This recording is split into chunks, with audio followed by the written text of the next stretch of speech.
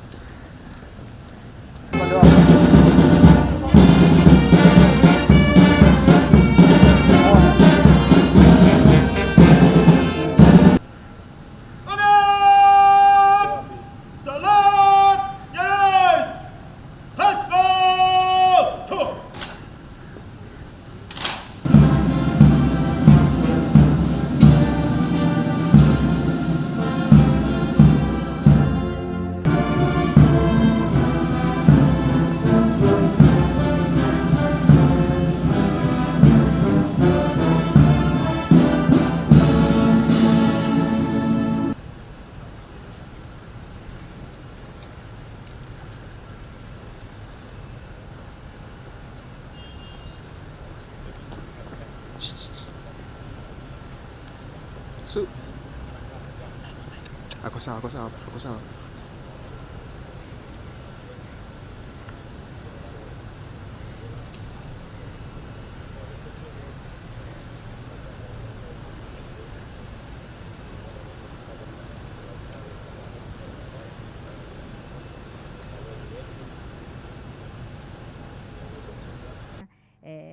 Wabunge wakiwa na bashasha kule wakimsubiri mgeni wao mashuhuri, mgeni wao wa heshima kuingia katika Bunge la Jamhuri ya Muungano wa Tanzania kwa mara ya kwanza, yeye binafsi kama rais wa Kenya.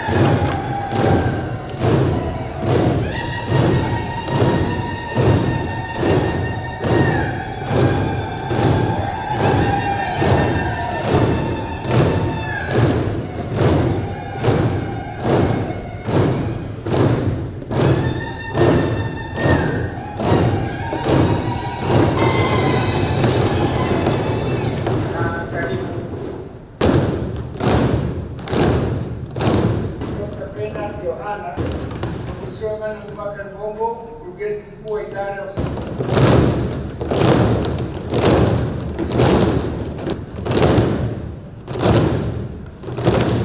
Mheshimiwa Naibu Waziri wa Elimu, Sayansi na Teknolojia,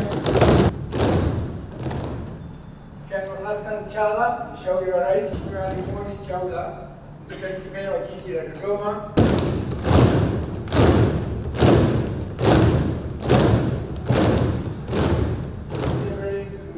mkuu wa itifaki,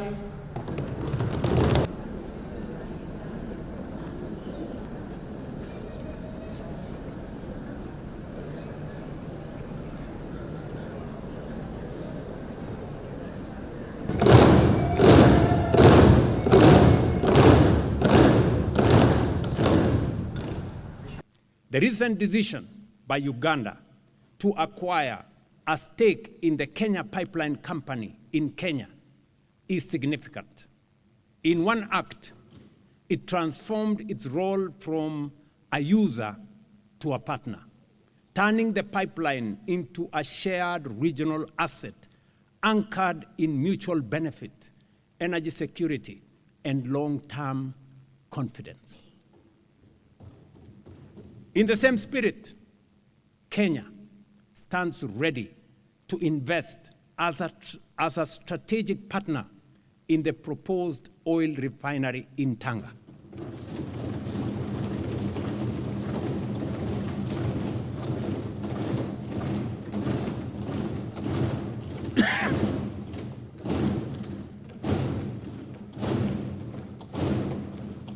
Asanteni. While I would have naturally, I would have preferred such a facility to be built in Mombasa, I fully recognize that Tanga is just less than 200 kilometers away, and in fact is part of the same economic space. Listen, wacha niwaeleze kidogo. Sisi ni partners wa East African Community. Na mawazo yangu ilikuwa ni kwamba we must use ile rasilimali tuko nayo hapa katika bara letu la East Africa. Lazima tusitumie kwa industrialization, ituzalishie nafasi za ajira, isuzalishie mali ama iongeze dhamana kwa yale mambo tulio nayo na itutafutie utajiri. Tayari nchi yetu jirani ya Uganda wamekwisha jenga pipeline, crude pipeline kutoka Hoima kule Uganda ikielekea Tanga. Itakuwa tayari kwa miezi chache zijazo. Wakati niliketi na Rais Museveni, nikamuuliza mzee, mbona tuchukue mafuta yetu tuende tuifanyie refinery sijui mahali gani, alafu tufuatilie tuende tununue mafuta ama oil products kwa bei ambayo ni ghali? Mbona sisi wenyewe tusijenge refinery hapa?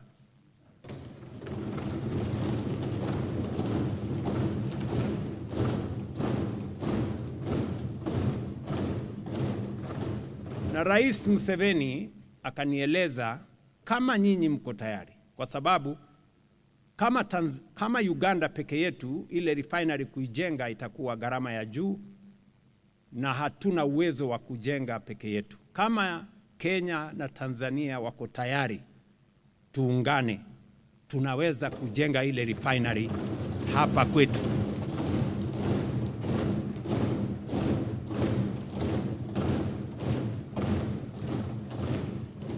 Mimi nikatumana technocrats wangu wakaenda wakakutana na Rais Museveni, tukakubaliana zile nambari, ikafanyiwa calculation, tukajua ya kwamba tukiungana nchi zetu tatu kujenga refinery hapa itakuwa ni jambo la muhimu, itatuletea ajira, sijui kama tunaelewana bana.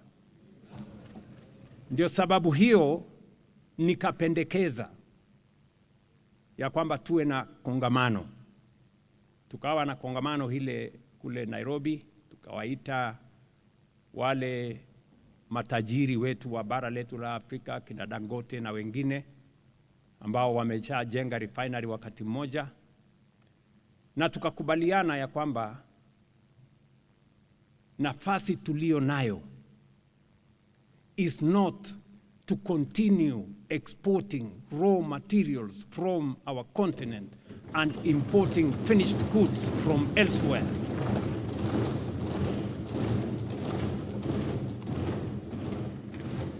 Na ndio sababu hiyo tukapendekeza ya kwamba tukiungana Uganda, Tanzania na Kenya tunaweza kujenga refinery, ndio tuhakikishe ya kwamba ile mafuta tunairefine hapa kwetu, pesa inabaki hapa kwetu, nafasi za ajira inabaki hapa kwetu,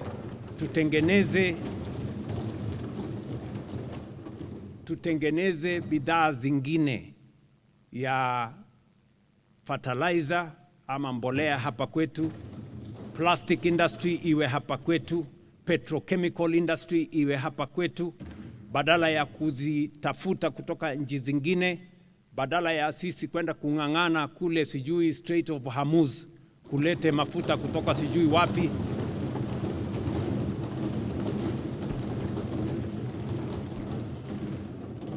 Sasa nimesikia nyie mnamuuliza Mama Suluhu maswali magumu. Mbona yule bwana ameenda kutangaza refinery ya Tanga na kule na sisi wenyewe hatujatangaza? Sasa nawauliza nyinyi, ile refinery bana is a big investment. Sikizeni, hiyo investment is in billions of dollars. Kama mimi ningekuwa na nafasi ningeipeleka kule Kenya, lakini kwa sababu ya kuamini ujirani na bara letu la Afrika na jumuiya ya East Africa, sisi ni wamoja, nikasema ikijengwa Tanga ni kama vile imejengwa Kenya.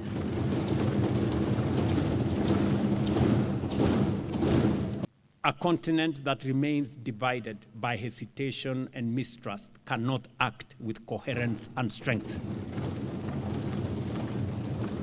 It cannot coordinate effectively and it cannot fully realize its potential.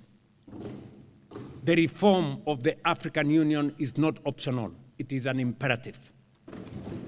We must build an institution that is leaner, more focused, more effective, and decisively results-oriented, one that speaks with a single coherent voice on global issues, aligns its organs with priorities of its member states, and above all, translates decisions into tangible outcomes.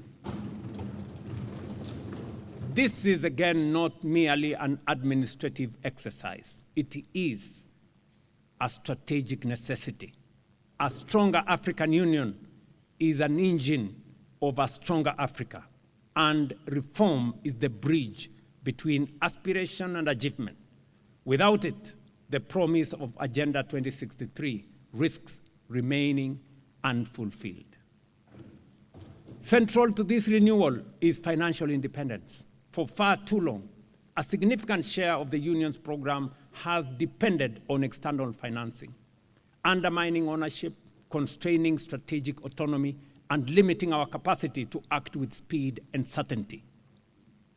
Africa must fund its own priorities, set its own agenda, and engage the world from a position of confidence and self-determination. Unity and ownership are not abstract ideals. They are the foundations of our collective strength.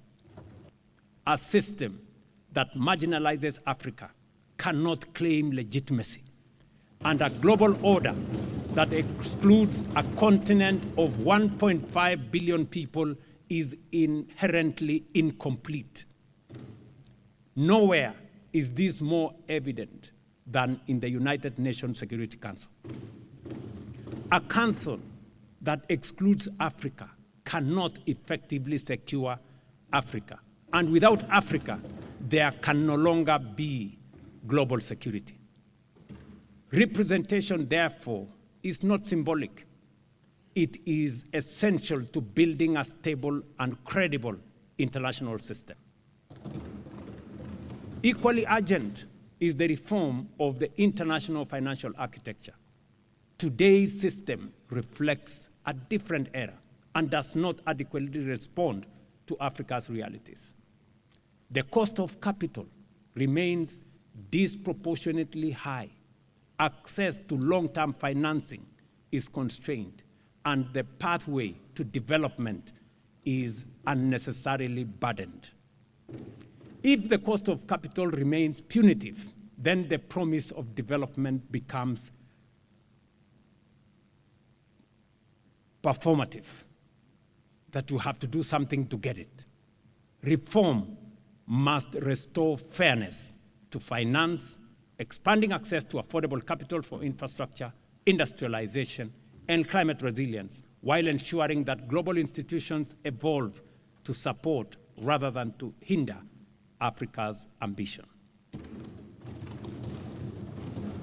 This, honorable members, is not an African grievance. It is a global contradiction. A system that sidelines Africa ultimately undermines the stability and prosperity of the world itself. That is why we will carry this message to every forum, to every summit, and to every table until reform is no longer debated but delivered. Unity remains our greatest leverage. When Africa speaks with one voice, reform ceases to be a request and becomes an inevitability. Continental instruments such as the Africa Continental Free Trade Area are already demonstrating what is possible when we act together. We must now match that ambition with institutions and financial systems that enable progress rather than obstruct it. From strengthening regional and continental institutions to reshaping global finance and governance, the path forward is clear. We cannot build prosperity in isolation. We cannot secure progress alone. We cannot shape the future while divided. We must build it together, deliberately, systematically, and with unwavering resolve. It is not lost on me that we are engaged in this important conversation nearly 4 decades after the collapse of the East African community in 1997. We must reflect honestly on lessons we cannot afford to repeat. The collapse of the community in 1997 was not, at its core, a clash of ideologies. Whether capitalism in Kenya or ujamaa in Tanzania, each system sought to advance the welfare of the people. But governance, national or regional, is ultimately judged by its ability to deliver opportunity, equity, and prosperity. Where it does not, mistrust and division emerge. Waheshimiwa wabunge, kuna msemo unaosema unaweza kuchagua rafiki, jirani unapatiwa na Mungu.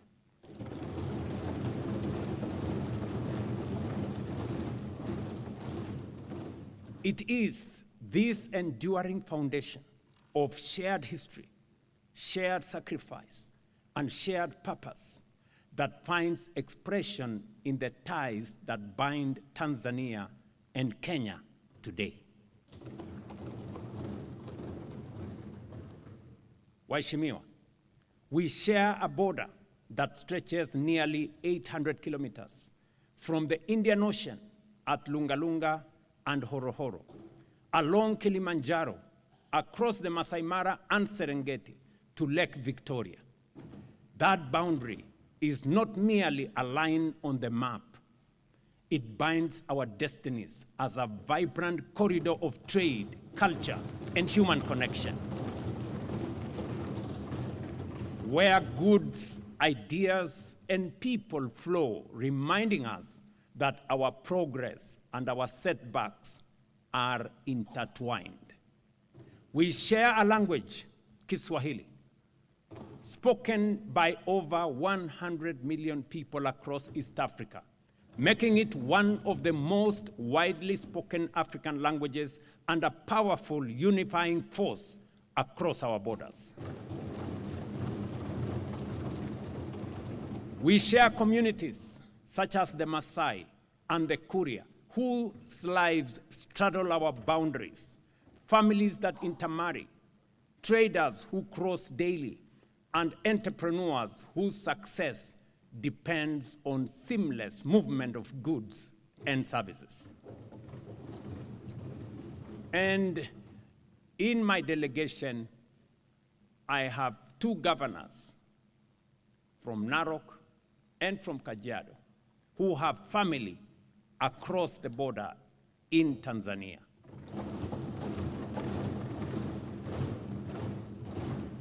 But perhaps the most powerful illustration of our unity is found in nature itself. Each year, during the Great Wildebeest Migration, millions of animals move freely between the Serengeti and Masai Mara, guided not by borders, but by survival.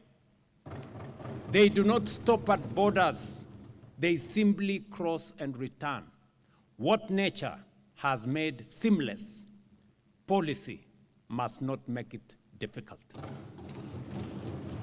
Are we already repeating mistakes of the past? Mr. Speaker, honorable members, the time has come for our generation to move beyond incremental progress towards decisive integration. Because our biggest barrier is not infrastructure or policy. It is the quiet mistrust that pervades our relations.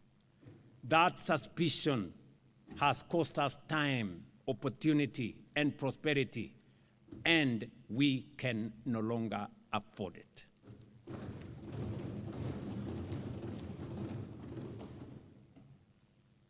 Tuko na maadui wengi, ndugu wa Tanzania, ndugu wa Kenya. Tuko na maadui wengi. Maadui wetu sio wa Kenya. Maadui wetu sio wa Tanzania. Maadui